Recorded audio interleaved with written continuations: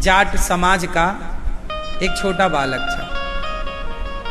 पिताजी खेत करने जाएं तो खेत जाए, पिता गैया चराएं तो बेटा भी। एक दिन वो बच्चे के गांव में कोई संत आए। पहली बार उस बच्चे ने संतों को देखा, संतों का तिलक, संतों की जटाएं, संतों का स्वरूप देखा तो वो बालक को लगा कि ये कौन है। हमारे पिताजी कहते थे कि भगवान भगवान भगवान, कहीं ये भगवान तो नहीं है। तो उस बच्चे ने संतों को भगवान मान लिया और गांव में आए साधुओं को पकड़कर, महाराज हे भगवान, भगवान जी हमारे घर चलो, हमारे घर, हमारे पिताजी आपको बहुत याद करते हैं, आओ। ले आया। जब आए तो पिताजी को बताया कि पिताजी देखो हम भगवान लाए हैं। पिताजी बोले भगवान लाया है, कहां से? बोले देखो द्वार पर। जाकर देखा पिता ने तो पिता तो समझ गए संत। प्रणाम किया, महाराज आओ। बेटे से कहा बेटा ये संत हैं, संत। अच्छा ये संत हैं तो फिर भगवान कैसे हैं, कौन है भगवान? तो संतों में से एक संत बोला बेटा तुझे भगवान देखने हैं? हाँ हाँ हाँ मैं दिखाता हूं। संतों ने अपना सामान खोला, बैग, उसमें से एक सुंदर सी सिंहासन निकली और सुंदर से शालिग्राम भगवान, शालिग्राम भगवान की बटैया सामने रख दी और संतों ने कहा बेटा ये भगवान हैं। अब वो बालक ने कहा अच्छा ये भगवान है? हाँ हाँ बेटा ये भगवान है। अब तो बच्चा रोने लगा। संतों ने कहा काहे रो रहा है? बोले ये भगवान हमें चाहिए, हमें चाहिए भगवान दो। अब संतों ने कहा कि भाई अपने भगवान हम बच्चे को दे देंगे तो ये बच्चा है, खेल लेगा, पता नहीं कहां फेंक देता है। संतों को पता नहीं कि वो बालक के मन में क्या है, वो चाह क्या रहा है। कोई अंदाजा नहीं उस बच्चे के मन का कि उस बच्चे का मन कितना गहरा है, कितना पावन है, कितना पवित्र है। बस वो मचल गया बच्चा, मुझे तो ये भगवान चाहिए, मुझे तो बस भगवान चाहिए। संतों ने कहा अच्छा एक काम कर, हम तुझे कल भगवान देंगे। ठीक है ठीक है। अब संत लोग वहीं रुके, संतों को भोजन प्रसादी बनाया, खाए, बच्चे को भी दिया, भोग लगाकर भोग लगाया। अब वो बच्चा सब देख रहा है कि संत लोग कैसे भोग लगा रहे हैं, कैसे खा रहे हैं। दूसरा दिन हुआ तो संत जी नदी नहाने गए। तो संत जी ने काला कलर का एक पत्थर नदी से उठा लिया, सामान्य पत्थर नदियों के, काला। संतों को लगा कि ये हमारे भगवान तो ये बच्चा मांग रहा है, तो बच्चा है ना एक पत्थर पकड़ा देंगे। तो वो बड़ा सा पत्थर काले कलर का जो शालिग्राम भगवान जैसे ही दिखता था लाके रखा। संतों ने उस पत्थर को भी चंदन लगाया, तुलसी चढ़ाई और बच्चे से कहा बेटा बता ये दो भगवान हैं, तुझे कौन सा भगवान चाहिए, छोटा कि बड़ा? बच्चा तो बच्चा, अब वो पत्थर नदी का जो था वो बड़ा था, बोला ये बड़े वाले चाहिए। संतों को लगा बन गई बात, नदी का पत्थर भगवान समझा करके दे दिया, ये भगवान है, इनकी पूजा करना भाव से लो। अब वो धन्ना, वो बालक, उसका नाम था धन्ना। क्या नाम था? धन्ना। संत जी चले गए। अब तो वो बालक उस पत्थर की पूजा करने लग गया। अब वो रोज तुलसी चढ़ाए, चंदन चढ़ाए, प्रार्थना करे। मैया बोली बेटा जा गैया चरा ला। अच्छा मैया जाऊं चराऊं, भगवान को लेकर जाऊं? हाँ हाँ ले जा। झोले में भगवान को रखा, गैया चराने गया। मैया बोली अचार रोटी ले ले, भूख लगे तो खा लियो। अचार रोटी झोले में रखा, भगवान को रखा, गैया चराने गया। अब जंगल में गया, एक पेड़ की छांव में घास तोड़ी, घास की आसन बिछाई, उसमें भगवान जी रखे और भगवान के सामने गैया चर रही है और भगवान के सामने धन्ना अचार रोटी लेके बैठ गया, खाओ। हे भगवान, हे प्रभु, खाओ। अब वो भगवान भला कैसे खाएं? थोड़ी देर तक धन्ना कहता रहा, हे भगवान खाओ, हे भगवान आओ, हे भगवान हमसे बात करो। ना तो वो बात करें, ना तो वो खाएं, ना तो वो आएं। दिन भर हो गया, गैया घर ले जाने का टाइम आया तो धन्ना ने जिद में कहा कि सुनो, जब तक आप खाओगे नहीं मैं भी नहीं खाऊंगा। आप जब तक नहीं खाओगे तब तक मैं नहीं खाऊंगा। गैया रोटियां उसने गैया को खिला दी। शाम को कहा, बेटा कुछ खा लो। मैया भूख नहीं है, तैने अचार रोटी रखी थी बस। दूसरा दिन फिर हुआ, मैया ने फिर अचार रोटी रखी, जा गैया चरा ला। अब गैया चराने गया, फिर वहीं पहुंचा जंगल, फिर वहीं पर बढ़िया सिंहासन बनाई, पधराया भगवान को, हे भगवान खाओ, हे भगवान खाओ। पर वो कहाँ भगवान खाने वाले। अब वो भी जिद्दी। गुरुजी ने मंत्र भी दिया था, श्रीमन नारायण का तुम जाप करना और बोलना, हे श्रीमन नारायण खाओ, हे श्रीमन नारायण आओ। तो वो यही कहे, हे श्रीमन नारायण खाओ, हे श्रीमन नारायण आओ।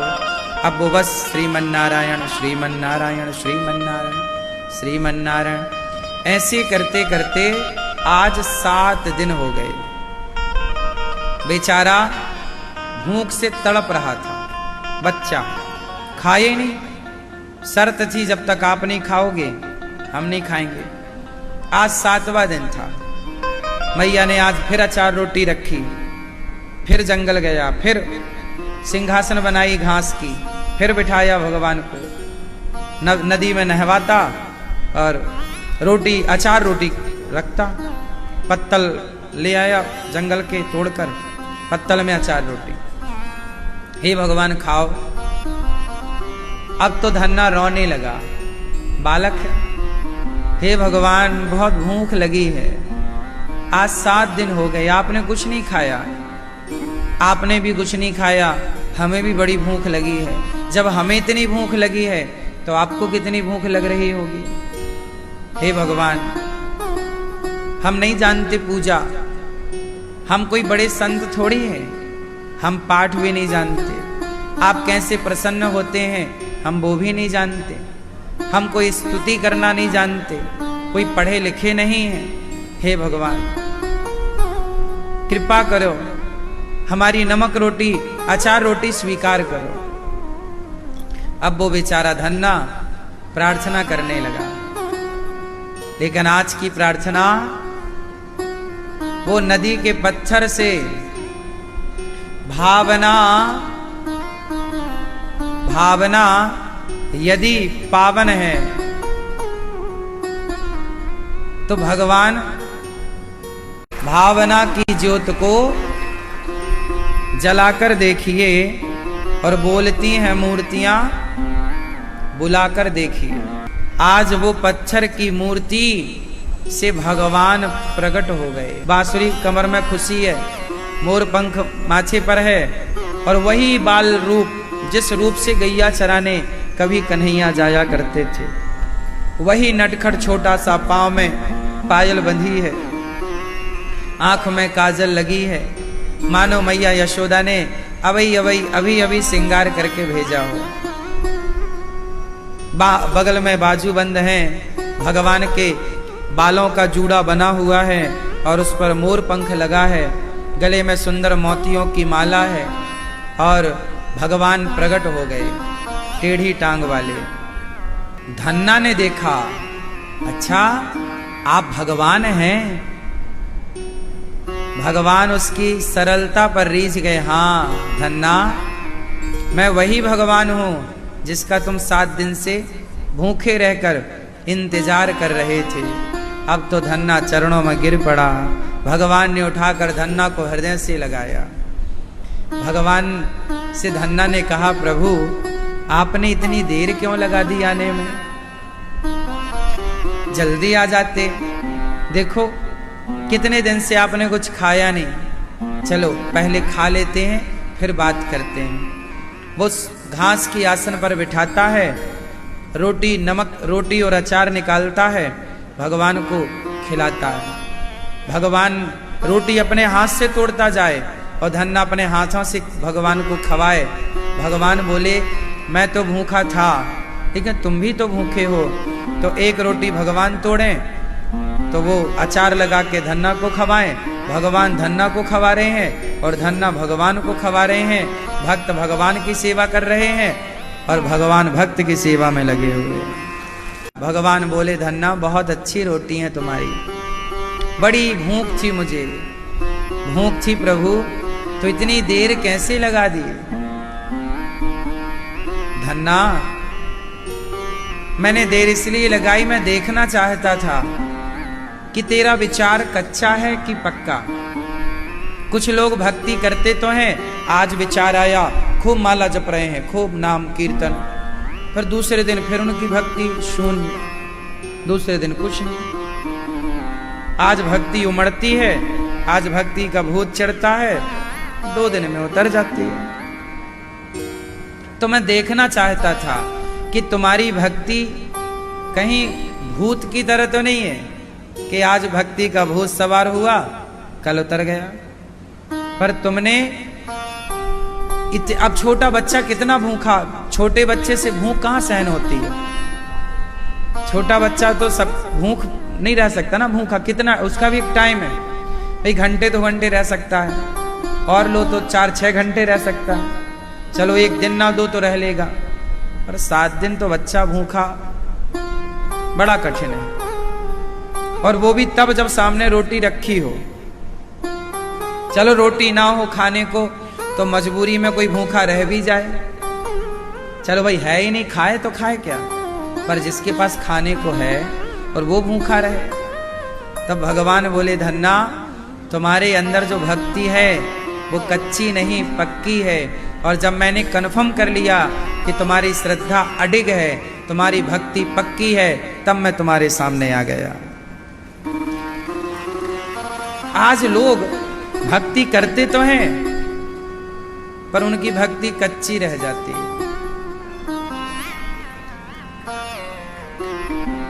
आज भगवान के द्वार पर जाते हैं, आज भगवान की भक्ति करते हैं, कल को पैसा मिल जाए, परिवार मिल जाए, प्रतिष्ठा मिल जाए तो लोग भगवान जी को भूल जाते हैं।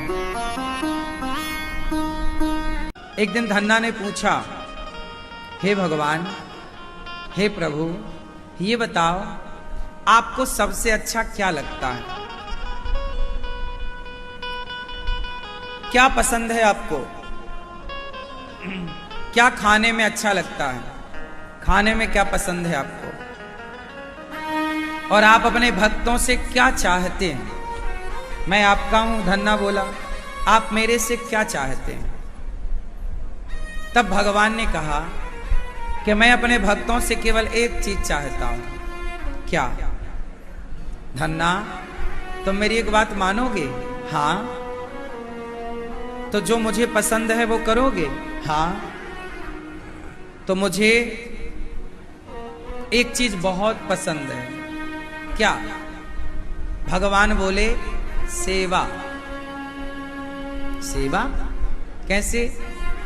बोले, धन्ना अब तुम एक काम करो कि तुम्हारे दरवाजे, तुम्हारे गांव, तुम्हारे आसपास तुम्हें जो संत दिख जाएं, तुम उन भक्तों की, संतों को मैं बहुत प्यार करता हूं, क्योंकि देखो आखिर तुम्हें भी भक्ति संतों से ही प्राप्त भई। तुमने संतों का संग ना किया होता तो तुम मेरे इतने बड़े भक्त ना बनते। तो भगवान बोले कि धन्ना आज से तुम एक काम करना कि भक्तों की सेवा करना। जहां संत मिल जाएं, जहां भक्त मिल जाएं, उनको भरपेट तुम भोजन दो। जब कोई संतों को भरपेट भोजन देता है तो भगवान बोले धन्ना, मैं बहुत प्रसन्न हो जाता हूं। जब कोई संतों को पेट भर भोजन देता है तो मैं बहुत खुश हो जाता हूं। जब कोई किसी की सेवा करता है तो मैं बहुत खुश हो जाता हूं।